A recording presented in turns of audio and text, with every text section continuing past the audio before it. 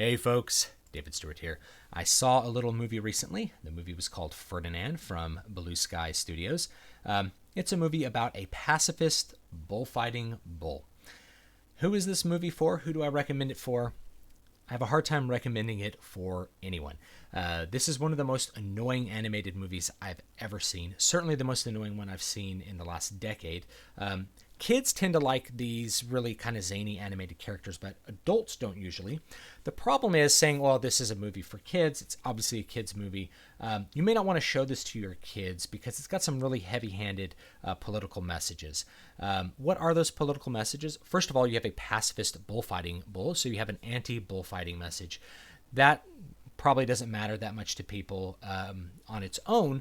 However, it combined with lots of things. It's a pacifist message, and the plot is basically solved through pacifism, and there's some problems with that. And here's the big problem with it. And of course, there's going to be a couple plot spoilers in this review, but I don't recommend you watch the movie anyway, so that shouldn't matter to you. What I think this movie was inspired by is this particular image right here. This is an image that went viral a couple of years ago. It was supposedly an image of Alvaro Munera, a matador who broke down and cried in the middle of a bullfight and decided he wasn't going to fight a bull. The problem is this entire story surrounding this viral image is fake and would be obviously spotted as fake by anyone that knew anything about bullfighting. First of all, this is not Alvaro Munera. This is a different matador. I don't know who he is, but it's not him. So Alvaro Munera didn't stop bullfighting until he was gored by a bull and became paralyzed. And that's important because if this image kind of inspired the movie, then the actual way to solve the plot of I don't want to go into a bullfighting ring and get killed would be to kill the bullfighter, right? Because supposedly that's how, that might have been what made Alvaro Munera's bull kind of survive. So the pacifist message is kind of without a core in and of itself. The other thing is this person is not breaking down and crying. This is actually a gesture that happens in bullfighting where you sit down and you do what's called desplante. There's also desplante in flamenco. This is same feeling, but obviously different context. It's showing like that you're not afraid of the bull, that you are displaying a lack of fear or concern. So you notice the bull already has a sword sticking out of it, meaning the bull's time on this earth as a living creature is short, and the bullfighter is showing that he's no longer afraid of the bull. He's going to win the bullfight, and that's really what this picture represents. And even the words that ended up attached to this picture apparently were not spoken by Alvaro Munera, but by some other writer. So the entire thing is a total fabricated story. But it's clear that this sort of inspired it, this idea that I looked into the eyes of this gentle creature and decided I could no longer continue the fight, which is what this image kind of is trying to portray. The other problem with that is that these bullfighting bulls are not gentle, timid creatures, other than Ferdinand in this movie. They're bred to be vicious, very aggressive bulls. They're bred specifically for bullfighting. These aren't the bulls from your farm that they just throw into the ring and see what happens. They breed them for this. So to have a bull that would be a gentle, nice creature, it's just not going to happen in a bullfight. So it's kind of interesting to have the setup be, we're going to have a pacifist bull. He attempts to solve the plot and does solve the plot through pacifism, but that's not really realistic, and that's probably not a great message to give to kids either, that if you just lay down, then your attacker will stop attacking you. I don't like that message, and you may not like it either. Now, if you are a pacifist and you do want that message for your kids, then maybe this movie's for them. There's also two other little ones. One is there's three, but the third one, people are just going to give a pass on it, and I'll tell you why. So the other two, first one is you have a big display of like toxic masculinity. You have bulls that are extremely machismo and angry all the time and smash Ferdinand's flower and nobody gets along. Like it shows males as kind of being incapable of any kind of cooperation until the end of the movie, which attempts to solve the plot by like through an escape, which is actually, it's good. I'll talk about it when I get to the plot. But you have that sort of portrayal of males in what I would consider like not a good light. And obviously they're bulls and they're supposed to be really aggressive. But as soon as you attach a human voice to something, you're anthropomorphizing it and attributing to it human characteristics, which means that like drawing a parallel between angry bulls and just males is going to be inevitable. The third one is there's kind of an anti-meat and animal rights thing here. Obviously, bullfighting, some people don't like it, and it's like an animal rights issue, even from people who eat meat. But there's another level too. When the bulls when they don't perform well, they put the bull like in a trailer and send him up the hill to the slaughterhouse to get turned into meat. And this is in a kids movie, so that may not be the best message for kids, because the kids will ask, "Where are they taking him?" And you're like, away. They're taking him away. And that's kind of how you're going to have to play it off. Luckily, all the cows that go to the slaughterhouse miraculously escape from the slaughterhouse. That's kind of pulling that punch a little bit. But they're kind of upfront about, cows become meat, but not in a super glamorous way. It's kind of like, shooting Bambi's mom or something like that. The negative characterization of like hunting a deer in Bambi, which still kind of gets kids having feelings for deer, which are not human, and bulls are not human either. So whenever you attach a human voice and anthropomorphize it, it gets all the themes very confusing and invokes a lot of empathy and emotions that may be intentional. The last one is that this movie is also racist, and it has some somewhat racist portrayals of Spanish people. There's kind of this semi-effeminate yet very machismo Spanish matador. But the really actually, and that one, he was kind of entertaining actually, but the really ones that were just kind of like, really, they have these 3 horses that are speak with German accents and are incredibly effeminate and are obsessed with their beauty and their grace. And they have like a dance competition with the cows in the middle of the movie. Another reason why I found this movie to be incredibly annoying. But it's yet another movie that plays that, like, German men are effeminate wherever this stupid racial stereotype comes from. So it's very racist in that regard. And it's like, well, why, you don't know that they're German. It's like they're speaking with German accents, and they're, it's like they watched Beer Fest too many times and just took like the accent and tried to make it extra effeminate. But because you got white horses and you're making fun of part of the white race, everyone's just going to get a pass to it and say it's not racist.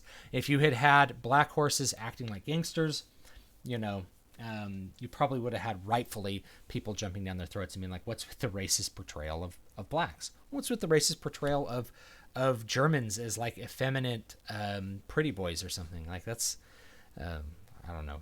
So you may not want that with your kids either. So who watches this movie? I don't know. I think it's bad. Let me give you all the scores for it, okay? So you have a nice little objective score at the end. Production. So 3 categories in production that I valued here. First one was aesthetics. Aesthetics is the total visual audio design and how that stuff is kind of represented in art. I give it a 6 out of 10. That's passable for me. Anything 5 or lower is bad, but 6 is passable, 7 is average, things like that. So aesthetics, 6 out of 10.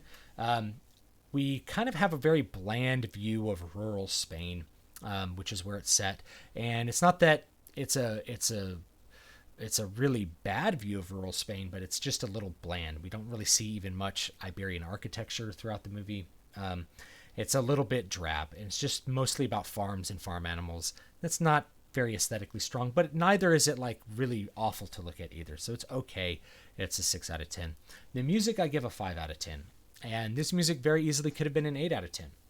It had a pretty good little orchestral score with lots of Spanish-sounding themes. They used, Phrygian modality in different places, which has a very characteristic Spanish flavor to it. They had orchestral music as well as guitar music. It wasn't just one kind of music. But they also shoved into this movie some really, really annoying modern pop tunes, including one by like Pitbull, that were completely jarring and out of place. They had a bunch of pop tunes in the middle of this dance-off. These horses and these cows decide to have a dance-off in the middle of the farm for no reason. It's like they just dropped that in the movie because they're like, we got to fill up 80 minutes, guys. We don't have 80 minutes of story, so let's have them have a dance-off. It was one of the cringiest moments I've seen in an animated movie, and I'm aware that it's a movie for kids, but I can still cringe at it and think it's awful. So the music, just by including all of those annoying pop songs, I'm dropping it down a couple points, 5 out of 10. That to me is not a good score. That's mediocre. Lastly, animation, 7 out of 10. It's decent animation. They use kind of the visual style that you might be familiar with. To me, it looked like Big Hero 6, although I think that was made by a different studio. I think that was a Disney film. So it looked okay. Nothing looked bad. But it didn't, there was no spectacular visuals involved in it either. It's really far cry from Coco or any Pixar movie, really. So the animation, 7 out of 10. It's average, So that brings the total production score to 6 out of 10, a passable score. Story, 3 things I've talked about in story. Setting, I thought the setting was a 4 out of 10. The setting includes a bunch of things like just the setup of the movie. Pacifist bullfighting bull. It's semi-interesting, but we see that there's really not much there, which is why they keep throwing extra stuff into the movie to try to lengthen it. Because it turns out the setup and the setting is not that interesting on its own. It's just a bunch of farm animals sitting around talking. It'd be better to watch something like Charlotte's Web if that's what you want to see. It's a little bit boring and it's been kind of done to death, so I feel like the setting is on its own not very good. So I give it a 4 out of 10. They're also not quite realistic with the way things work with bullfighting and with bull ranches. You raise the bulls to be fighters. They usually live out on like an open ranch. That's my understanding. I could be wrong, and if I'm wrong, you can correct me. And if you guys want to debate the virtues of bullfighting or whether it's bad or good, you can talk about that in the comments too. The characters is the low score here. So I give the characters a 2 out of 10. That's because the character Ferdinand itself, while very bland, is also not annoying. But most of the other characters surrounding him are flat out annoying. There is like the toxic masculinity characters that are, Valiente is like this really aggressive bull. He's a little annoying, but not nearly as annoying as the goat. They have this goat, I don't know why they threw this goat in it, but they're like, we're throwing in a goat sidekick. We got to have sidekicks. So they threw in a goat sidekick. It's the ugliest. It's incredibly ugly and it's annoying. So it's kind of like Jar Jar Binks, but this is way worse than Jar Jar Binks. So it's ugly and annoying, like to the third power, Anytime that goat is on screen, I was cringing and like wanting to just shut off and leave. It was bad. There's also like this cast of these thieving hedgehogs, which act like, okay, so it's racist in another way. So they have these thieving hedgehogs that steal everybody's stuff, and they act like inner city American youths. So if you are going to view those characters as a portrayal of black Americans stealing everything, it's a little bit racist. But they're also just very annoying. When you have actors trying to do this like street thing in a kid's movie, it just comes off as cringy and awful. So the characters were 2 out of 10. They were bad, with the exception of Ferdinand, who was just bland. The only one I found like mildly entertaining was the Spanish Matador, because of how like over the top the character, the caricature of him kind of was, like the machismo Spanish Matador. Plot is actually one of the stronger points. I gave it a 6 out of 10, which is passable. It's not good. There's a lot of empty space in the plot, which is why it's not higher. But you do have a basic, sensible plot with the character's motivations going to solve the plot. You have a character who's a pacifist, doesn't want a bullfight. He runs away and he ends up back where he began because he's a bull because of his nature. He almost kills some people. And then he figures out how to convince people to not fight in the bullfighting ring, that the only solution is to escape. And so that, you get presented with actual plot solutions. But the final plot solution is solved through him being a pacifist, which, as we've described, is not realistic. So it's passable, 6 out of 10, but it's not enough plot. They didn't have enough ABC story, so they just threw in a bunch of extra characters. There really is no kind of like B or C story. It's just an A story. And they filled in the empty space with annoying scenes like dance-offs. So overall, story's a 4 out of 10. General effect, 3 out of 10. You know why. I found it very annoying to watch the characters, and that's going to drop my effect of the score down into the bad range, 3 out of 10. So that gives the entire movie a score of 4.3 out of 10. That number you can take to the bank. That's a 43%. It's an F. That's not a good movie. And you know why I don't really recommend it for most people? Maybe there's some kids out there who like really annoying zany characters, and their parents are vegans or animal rights activists and also pacifists. this would be an appropriate movie for them. Otherwise, I think you should skip it. Maybe if your kids are mature enough, you could watch it on video and make fun of the themes or talk to them about the themes, and that's probably okay too. But I'll let you make all of those decisions for yourselves. Thanks so much for watching. I'll see you guys next time. I do want to remind you that I do have some new books out, and you can still get them for free by getting on my mailing list. You can get the first one for free on Amazon without being on my mailing list. And the paperbacks of those are now available as well, all three of them, the Needle Ash books.